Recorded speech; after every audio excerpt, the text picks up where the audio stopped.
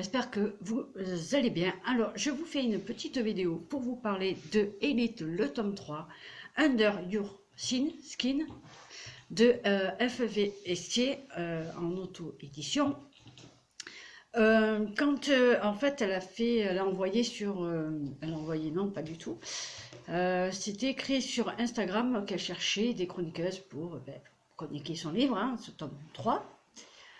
Honnêtement, j'ai participé, mais je ne pensais pas que j'allais être acceptée du tout. Donc voilà, je me suis dit, bon, ben, on va essayer, on verra bien. Et finalement, j'ai été acceptée. Autant vous dire que j'étais très très contente, que dans la journée qui a suivi, j'ai lu le livre, et que j'ai fini de le lire, il était 3 h du matin. Ouais, j'ai pas lâché, parce que le tome 1, il était là, le tome 2, il était là, mais le tome 3... là, voilà, je vous mettrai les photos là ou là, parce que j'ai deux tomes, j'ai deux premiers tomes en papier, mais ils sont en haut. D'ailleurs, je vais les descendre. Oui, donc je disais que j'ai le tome 1 et 2 en papier, que je suis allée chercher. Alors, le tome 1, il est là, donc on va faire plutôt comme ça. Le tome 1, il est là, le tome 1, c'est Populaire, ou Populaire, je ne sais pas. Et le tome 2, Hide and Seek, voilà. Qui sont, faut avouer quand même, j'ai une préférence pour celui-ci, même si celui-ci, ouais, voilà, hein, mais celui-ci, je sais pas, celui-là, je trouve, je sais pas, il y a quelque chose de plus. En plus, voilà, hein, il faut que je vous dise, moi. Et le tome 3, sachant que le tome 3, il est jaune, donc je vous laisse imaginer le jaune, là, magnifique dans la bibliothèque. Et donc, dans cette histoire, on va rencontrer Colt, qui travaille dans un... Oui, je vais y arriver.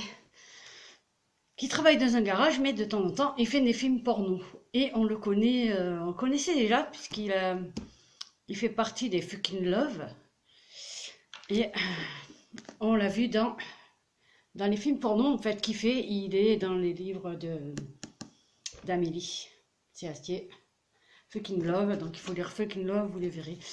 Pas énormément, mais on le voit dedans. On sait que, enfin voilà, elle a emprunté Colt pour faire le dio. Enfin bref, voilà. Donc il est tatoué, il est sorti du placard, il est libre, il fait un peu ce qu'il veut. Voilà. Et quand il sort le soir, il va dans un club qui s'appelle le Stened, je sais plus comment on dit, Stened, je sais plus, parce que l'anglais et moi ça fait 12, on est d'accord pour l'accent, et donc il va là-bas avec Zane, qui est son colocataire et son meilleur ami aussi au passage, en fait, qui est un peu tout ça, et voilà, et il sort au Stened et il s'amuse, clairement il va là-bas pour baiser. Voilà, autant appeler un chat, on va pas non plus chipoter avec les mots. Donc il va là-bas pour baiser. Et oui, mais pourquoi pas après tout, hein, il a le droit de faire un peu ce qu'il veut. Hein, il a bien raison de se lâcher d'ailleurs. Et en fait, il est beau, il en est conscient. Il a juste à claquer des doigts pour avoir celui qu'il veut. Et puis voilà, il s'amuse, il a bien raison. Sauf que un jour, il va rencontrer Daniel. Et là, c'est pas pareil. Parce qu'il vient d'une famille bourgeoise, conservatrice. Et être gay là-bas, c'est... comment dire, dans sa famille. Être gay, c'est... c'est pas normal. J'aime pas le mot normal, j'aime pas ça. Mais il est... On ne doit pas être gay dans sa famille. Ça n'existe pas. Être gay, c'est être malade. On doit se faire guérir. Donc il faut... à 14 ans, en fait, quand Daniel, à 14 ans, il allait voir ses parents pour lui dire, voilà, je suis gay. Les parents, au lieu de réagir comme tout parent devrait faire, en disant, ben écoute mon fils, tu es gay, c'est pas grave, tant que tu es heureux, apprends, on s'en fout. Eh ben non, ils ont fait faire une thérapie de reconversion. Voilà, voilà, 14 ans le gamin, hein. On est d'accord. C'est de la merde. Et... oui, ça m'a choqué parce qu'à 14 ans, le gamin, thérapie de conversion, de reconversion, pardon, C'est difficile, hein, parce que le pauvre gamin, il veut juste être heureux et du coup, il s'est renfermé sur lui-même, vu qu'ils ont fait revenir dans le droit chemin. Mais bien sûr, sachant que quand tu es gay, tu peux faire ce que tu veux, tu resteras éternellement gay. Euh, donc il est resté dans son placard. Mais ce jour-là, voilà, il est allé, mais en fait, on comprend que petit à petit, plus ça va et plus il a envie de sortir du placard, de faire sa vie, de faire un peu comme il a envie et d'envoyer toucher. Mais bon, il aime tellement ses parents, il voudrait être le fils qu'il aimerait que ses parents aimeraient qu'il soit. Sauf qu'il peut pas. Il peut pas. Il est gay et c'est pas une option chez les parents. Donc voilà. Mais donc ce jour-là, en boîte, dans le club, parce que c'est un club quand même un peu spécial, puisque dans le sous-sol, on est d'accord que dans le sous-sol, il se passe des choses, voilà, où il y a juste un rideau qui sépare, donc n'importe qui peut juste jeter un œil et regarder ce qui se passe, ce qui, ma foi, fort excitant, hein, n'est-ce pas? Et donc il va là-bas, et au départ, ils font que se regarder, et puis, il y a du tripotage, voilà, on va pas... Voilà, hein, oui, ça donne chaud, on est d'accord. Donc il y a du tripotage. Et voilà, ils ont décidé de se revoir. Et puis ils se revoient, et un peu plus, un peu moins. Et voilà, le problème, c'est que ils auront une relation dans de scie. C'est, ça va faire entre séparation et réconciliation. Chaude les réconciliations, hein, faut dire ce qui est. Et ça va durer à peu près, il me semble, si je dis pas de bêtises, 4 ans. 4 ans, sauf que Colt, lui, pendant ce temps de séparation, eh bien, il va continuer à aller voir ailleurs. Ben oui, ils sont séparés, hein, donc il faut bien que le garçon... c'est surtout parce qu'il est malheureux, il est amoureux de Daniel, et c'est la première fois de sa vie qu'il est amoureux, donc il est malheureux. Parce qu'il voudrait son Daniel, il voudrait que Daniel sorte du placard et qu'il assume ce qu'il est. Sauf que non, c'est pas aussi simple que ça. La photo, ça résume bien, en fait, que je vous mets, qui sera là, à peu près. Donc oui, la couverture résume bien l'histoire, que ce soit pour Colt ou pour Daniel, c'est pareil, les deux, à un moment donné. Et oui, en fait, ça représente, c'est Colt que ça représente, vu les tatouages, c'est Colt. Qui m'a fait de la peine, en fait, parce que c'est quelqu'un de terriblement attachant, finalement. Même si il allait voir ailleurs et compagnie, il reste amoureux et il a compris que c'était l'amour de sa vie, quoi, en fait, hein, et qu'il voulait lui, seulement lui, et en couchant avec les autres, c'est juste pour essayer d'oublier Daniel, en fait, ce qu'il n'a jamais réussi à faire. Et Daniel, lui, il ne sait plus quoi faire parce qu'il veut être libre. Sauf qu'à un moment donné où Daniel et Colt sont ensemble pendant 3 semaines, ils partent en road trip pendant 3 semaines et c'est les 3 semaines les plus heureuses de leur vie. Surtout Daniel qui était libre de faire ce qu'il voulait, prendre la main se promener et prendre la main de son mec, l'embrasser dans la rue s'il en avait envie, sans qu'il ait des remarques débiles.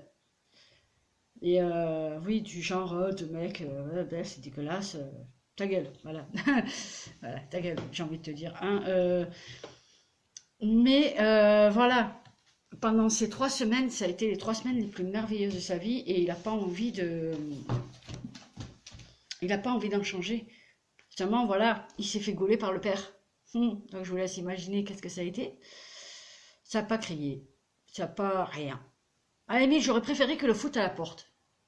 Ça aurait été, ouais, mais ça aurait été peut-être un peu trop simple. Là, il le fout à la porte et partait rejoindre Colt. Ça aurait été plus sympa. Mais non. Non, ça s'est pas passé comme ça. Donc, il lui a laissé une chance et il a fiancé avec une nana. Ça a duré 1 an, hein, mais... sauf ce que le père n'avait pas prévu, c'est que cette nana était... Et elle est lesbienne. Ah, c'est con, ça. Tu le fiances à une nana, sauf que cette nana, elle est lesbienne. D'un côté, je te dirais tant mieux. Parce que comme ça l'a aidé à être... il pouvait être lui-même, parler sans être jugé. Puisque cette nana, elle comprenait ce qu'il ressentait. D'un côté, c'est une chance, mais d'un autre côté, c'est horrible parce que là aussi, c'est toujours pareil. Il était quand même dans le placard. Il devait se cacher encore et toujours. Mais en fait, elle lui a fait comprendre aussi que, elle a dit, elle en a rien à foutre que content ou pas content, elle se barrait. Au bout d'un an, elle allait partir avec sa nana et que voilà, elle en a rien à foutre, elle se barre avec sa nana. Quitte à perdre sa famille, elle voulait pas perdre son bonheur. Oh, c'est beau. Je m'épate ce que je dis. Et donc oui, ça a été... donc là, il commence à comprendre que oui, finalement, ce qui compte le plus, c'est son bonheur et rien d'autre, quoi. Donc il s'est barré.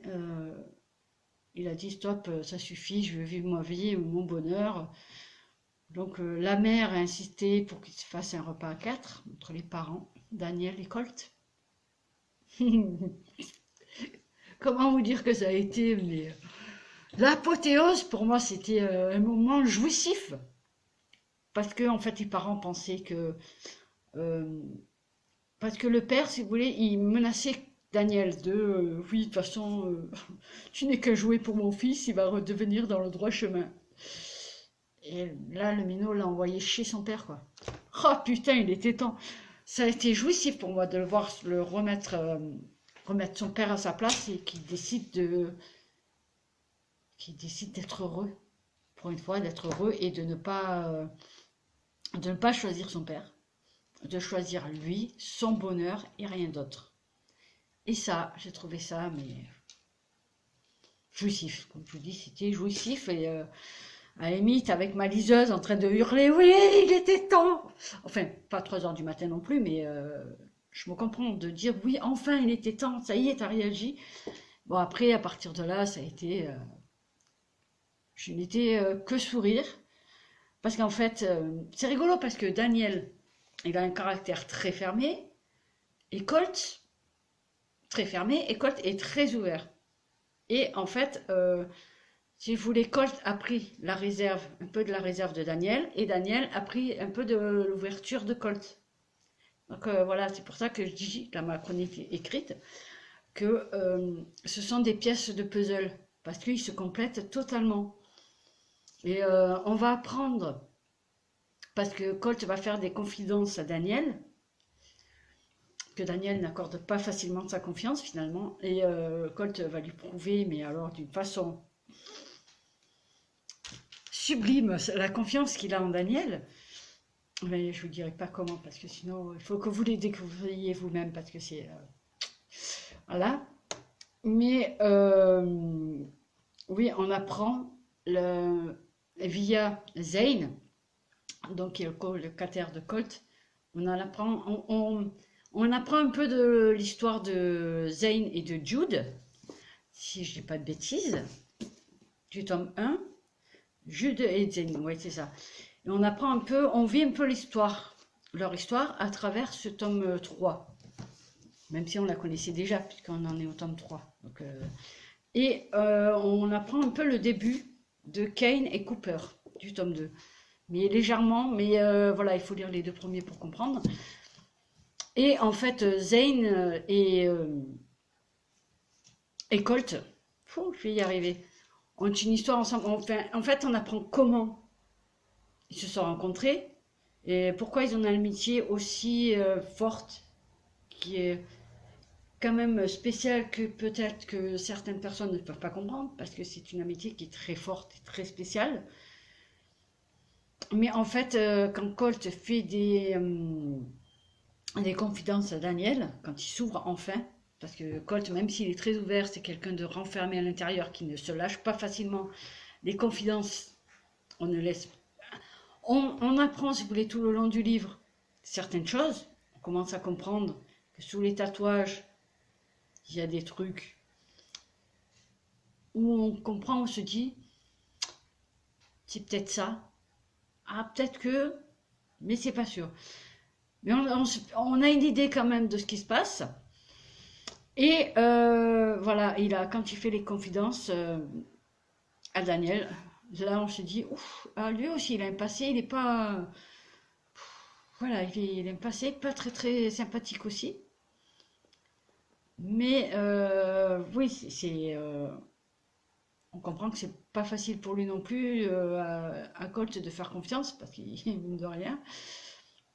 Ça se comprend pourquoi il fait pas confiance, mais c'était... Donc voilà, pour finir, je vous dirais que cette histoire est magnifique. Elle est touchante, troublante. Euh, voilà, il y a des thématiques difficiles et que certaines personnes, des jeunes ou des adolescents ou des jeunes adultes vivent encore aujourd'hui, malheureusement. Euh, et que je trouve ça horrible de faire subir une thérapie de reconversion à des jeunes enfants ou des adultes juste parce que leur sexualité ne te convient pas. Mais en fait, on en a rien à foutre, quoi. Les gens font un peu ce qu'ils veulent et ce qui compte, c'est d'être heureux. Et si toi, si ça te plaît pas, eh bien, regarde ailleurs. C'est tout. Vous êtes juste des cons. Des sales cons. Voilà, vous êtes juste des sales cons. Des sales cons qui ne comprennent pas, homophobes. Voilà, on va éviter de s'énerver sur la vidéo, sur votre connerie homophobe. Mais voilà. Et plusieurs fois, j'ai eu envie de prendre Daniel dans mes bras, de lui dire sors de ton placard, mon garçon. Ça va aller. Ça va aller. Il n'y a pas de mal à aimer un autre homme. C'est pas grave. Il n'y a rien de grave. Et aussi pour Colt, j'avais envie de le prendre dans mes bras aussi. Lui dire attends-le, t'inquiète pas, ça va s'arranger. Ça va aller. Ça va. Ça va aller, t'inquiète pas. Et donc, je vais vous laisser maintenant avec tout ça, en espérant que j'en ai pas trop dit, ou au contraire que j'en ai pas assez dit, je ne sais jamais. Mais voilà, cette histoire est magnifique et n'hésitez pas à le lire. Et voilà, je ne vais pas en dire plus parce que je pourrais en parler beaucoup plus, mais j'ai peur de vous spoiler et c'est pas le but. Ça serait dommage. Mais voilà, je vais vous laisser maintenant. Vous souhaitez une belle après-midi. À bientôt pour de nouvelles aventures livresques, mais surtout, prenez soin de vous, c'est le plus important.